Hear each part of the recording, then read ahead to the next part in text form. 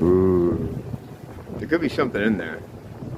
Maybe Eagle-Eyed JCIA could figure that out. So, I always say, like, yeah, it's too bad not everybody kind of understands what's going on. As far as the world and what's happening to us. Not just on a spiritual level, but in the physical as well. Like, no one seems to understand the level of enslavement and all that kind of stuff. But I was thinking about it, if the world got like reality pilled overnight or over time, however it happened, it would make things way harder to do anything. Because it would just fucking lock us all down, right? So it's almost better to operate in the kind of place we operate in now, where it's just you and surrounded by tons of, people that don't know what's going on. I don't know how to use disparaging term. It just gets on my nerves sometimes. It's like, how do you not see that? But then I'm reminded that it's, the veil is in place. And I was looking at videos the other night about how Ringo Starr had some kind of technology on his head while he was doing these interviews in the 70s. And you can see it. It's like, looks like a piece of technology that also looks like it's alive. And what they were positing was happening is that it was helping to create the like holographic illusion, which I believe is made with crystal, with liquid crystal. And that's just based on things I picked up, and I have no real hard, proof that that's how they do it. But, excuse me. But yeah, liquid crystal, lizard people. Yeah, they lock us all down. The veil, thank you. I caught that. See, I had a whole Alzheimer's little moment there.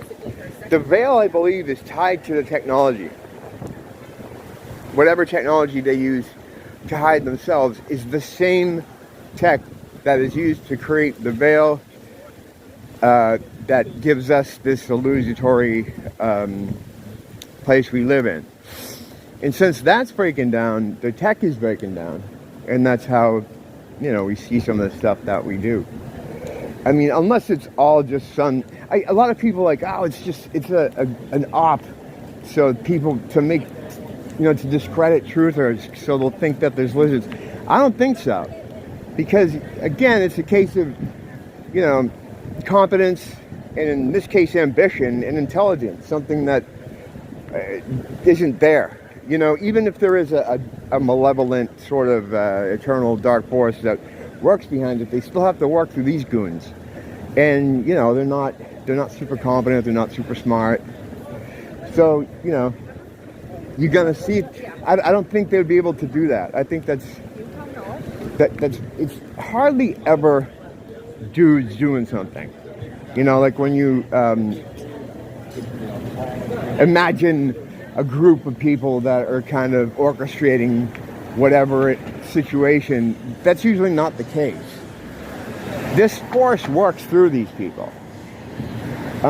There's no guy that you could grab at almost any level, like by the shirt collar and be like, tell me the truth. Who's the leader? There's no one to do that to. And yeah, there's that compartmentalization situation, but I think it goes beyond that. It's just, it's like a reality program that's working through people that are unaware, and that's really it. So I think if that starts to break down in any way, actually it's breaking down now. I guess what I'm talking about is the future then. If it continues to break down at this rate, they're going to become more desperate. Actually, they are. I'm describing what's happening. Oh, I thought I was making a hypothesis, but instead I'm just doing a summary. See, I'm ahead of myself sometimes. That's the problem. I haven't been out for a couple of days because I've been trying to stay in because I had a leg injury. A real dumb one. Like I I heard it trying to jump a fence. And I had a commenter saying, yeah, watch out. You don't end up with a life-changing injury. And I said to him, yeah, no, I'm using this body like a used car. I don't care. This isn't me. This is just the suit I'm in to have the experience here. So I'm not very precious about it. You know, you can't be. You know, well, I say that as I put on like a bunch of makeup and fix my hair. But actually, I don't have any hair. I shaved it. I do it about once a year. It's not planned. It just kind of happens. But yeah, I shaved up. So now I'm wearing a bunch of hats. Because I don't look good bald, I look psychotic.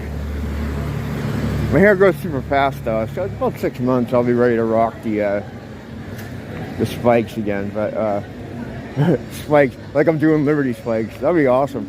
I might as well. I mean, you know. So yeah, what happened was the injury was part of a whole situation that happened a couple weekends ago, which I initially thought was a gang stalking thing, but I don't think it was. But I took a lot of video that weekend, even some with my wife in it.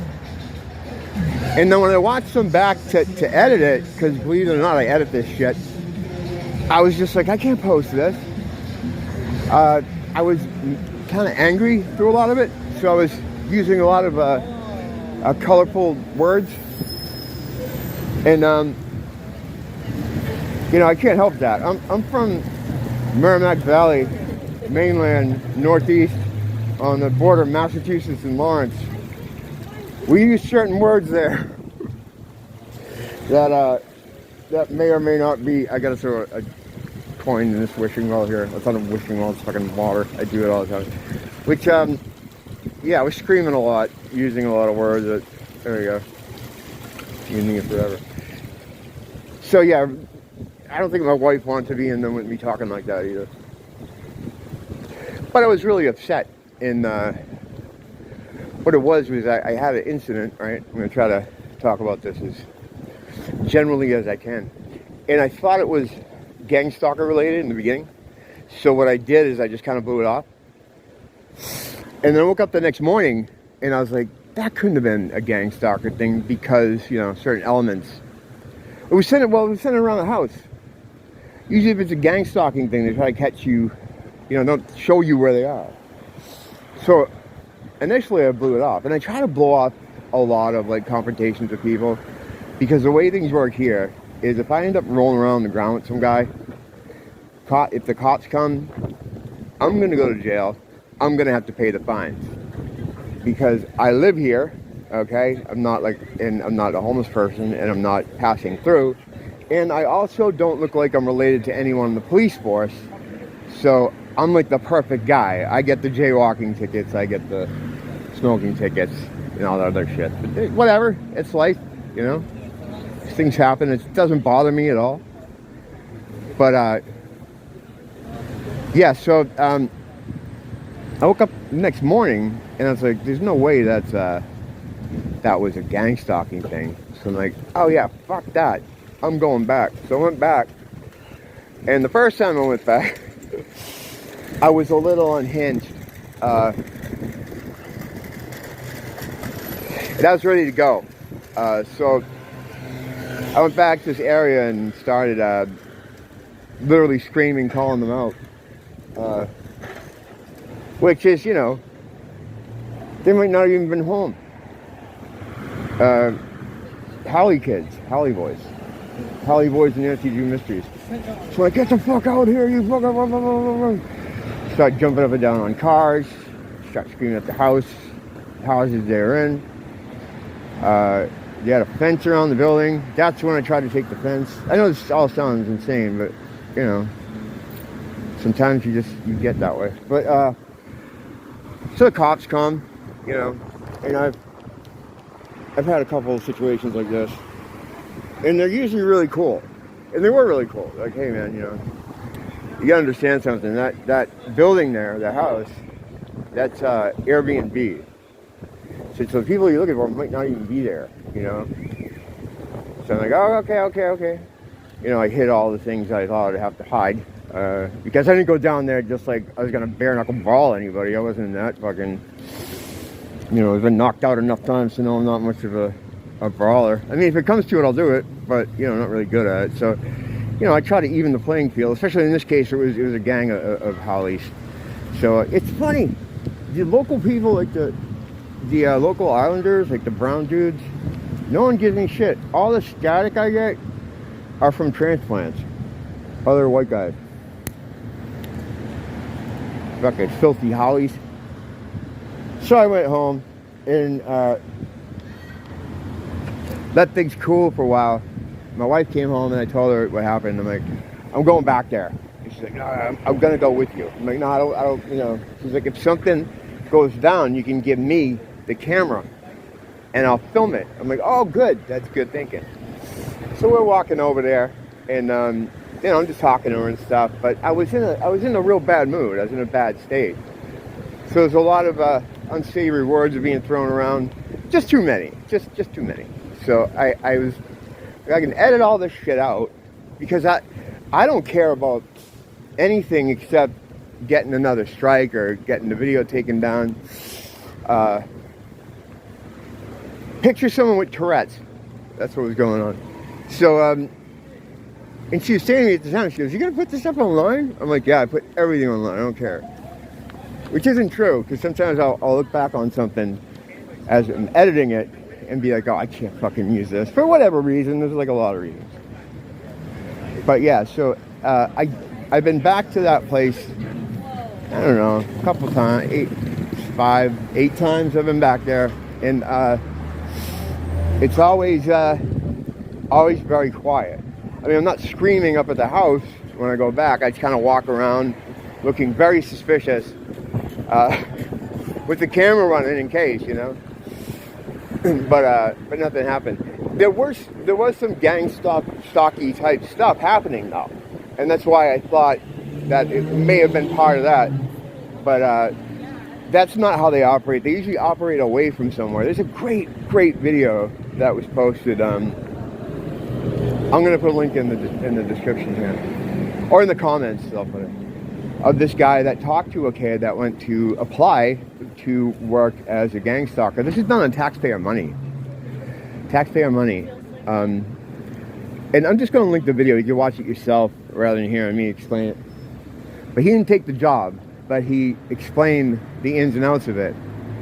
And I guess they pay a lot of these gang stalker guys in cards. They pay them in like gift cards. Pretty fucked up.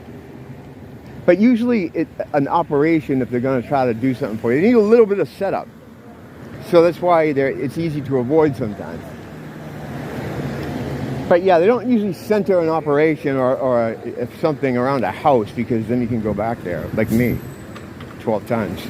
But yeah, so I'm trying to walk off the injury, I guess, because I stayed home for 3 days and it didn't seem to do anything. So now I figured, well, I'm going to go out there, I'm going to walk a little bit and see if that helps. I don't know. I don't know, it's getting better. It's not as bad as it was. Before it was like, it's my knee really. Before I would put weight on it and it would just hurt really bad. So now I'm out here walking. It's okay. It's not too bad. So hopefully the way I fix things, well, the first thing I do is always check for home remedy type stuff. What could I do to make this better? And then I'm from the it'll work itself out school, which sounds dumb, but you know what? A lot of times it does, because your body is a self-healing machine. We just don't usually give it the room it needs to do its job because we're eating all day long. So, you're throwing out all this food into your body. You end up with a waste fucking treatment plant on legs. And it can't put its system resources toward doing anything but digesting endless food, So yeah, you don't need to eat as much as you do. 3 meals a day is a lie. That they're LARPing. 3 times a day is what kills you, because you can't get the food through your system fast enough. It builds up in little pockets. Those pockets become cancerous, and then you have illness. As I've looked more at nutrition and what I can eat, and how to eat, what I can eat. The number one thing for me has been elimination, getting it out of your system ASAP. I've been doing this thing with sea salt and ginger, like this little drink, a couple spoons of each, tablespoon, not tablespoons, maybe teaspoons. Mix it in water, just do that like a shot. That helps to clear things out. I'm all about finding new ways for evacuation. All right, I don't want to talk about this, it's gross. Don't blame the teacher, blame the school.